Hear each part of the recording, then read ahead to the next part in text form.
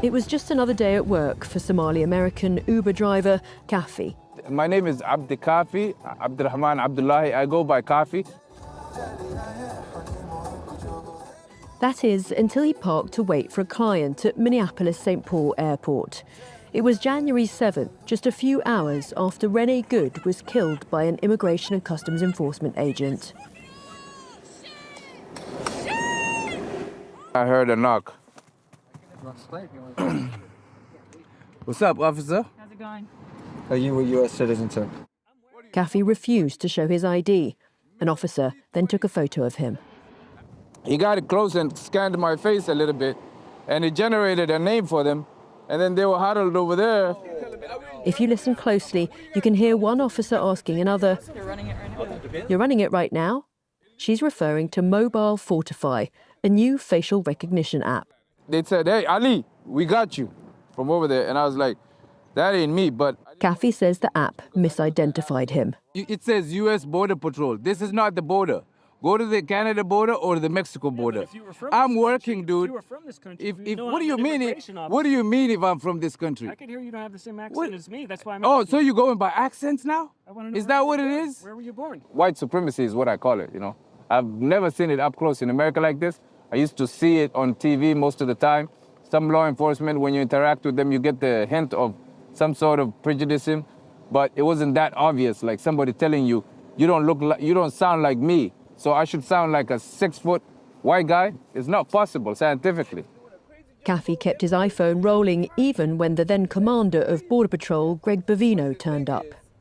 Homeland Security in person, the big boss over here. What's going on? They're just harassing people based on skin color. Man. Are we in Germany? No. That day when they heard that the young white woman got killed, everybody was outraged, including myself, because I was like, oh, if they killed that young woman and she's white, then they're sending a message out, which is, it's game on for everybody. We don't care what race, what color, as long as you're not with our agenda, you're gonna die or be harmed.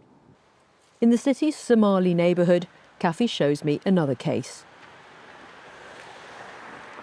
So the guy that they're profiling, he lives in this neighborhood. He said he was fixing his truck and they pulled up on him and they started harassing him. What country?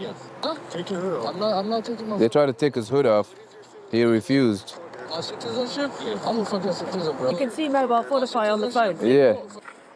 So there's a lot of people in Minneapolis who've had this technology used on them, right? Yes, a lot. And most of them, they're pretty hesitant about coming out because they feel like they'll be targeted further. Mobile Fortify draws partly on the photos captured at airports when people enter the United States. In 2023, France 24 filmed with Customs and Border Protection at JFK. We don't store the data in our systems for U.S. citizens more than 12 hours. It's unclear when that changed. The Department of Homeland Security ignored France 24's detailed questions and responded with a statement. Mobile Fortify is a lawful law enforcement tool developed under the Trump administration to support accurate identity and immigration status verification during enforcement operations. Mobile Fortify was developed both by DHS and Japanese multinational corporation NEC. Recent legal documents reveal that the images are now being stored for 15 years and that Mobile Fortify has now been used over 100,000 times. Orchestrating a brighter world. NEC. Protesters at the site where nurse Alex Pretty was killed by ICE agents in Minneapolis are angry. They're using facial recognition, every advanced tool that they have to try and identify protesters and squash what we're doing. 1984, whatever you want to call it, it's dystopian. It's like Black Mirror stuff. Using technology to target people for the purpose of suppressing our civil rights is fundamentally wrong. It's un-American. Civil rights lawyers are keeping a close eye on the use of facial recognition. This video, filmed in Maine, shows an interaction between a legal observer and an ICE agent. Yeah, why are you taking my information down? Because we have a nice little database. Oh, good. And now you're considered a domestic terrorist. We're videotaping you?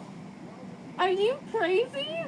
The woman whose voice you hear is completely right. It's not illegal to record. In fact, it's a right protected by the First Amendment. But what we've never seen before this year is a law enforcement agency putting face recognition technology on law enforcement agents' phones out in the community and giving them unchecked power to stop people, pull them off the street, and start scanning their faces.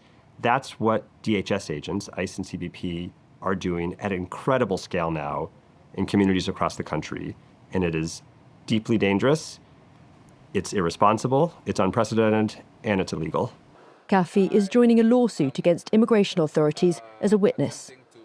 Masked federal agents in the thousands are violently stopping and arresting countless Minnesotans based on nothing more than their race and perceived ethnicity, irrespective of their citizenship or immigration status. On the corner of this Minneapolis street, volunteers stand ready to blow whistles to warn locals if ICE agents appear. It's a low-tech solution to counter the high-tech, AI-charged immigration raids.